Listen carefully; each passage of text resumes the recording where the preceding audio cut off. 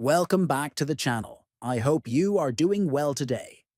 In this video, we are going to learn how to delete your Mastodon account directly from the official Mastodon mobile app.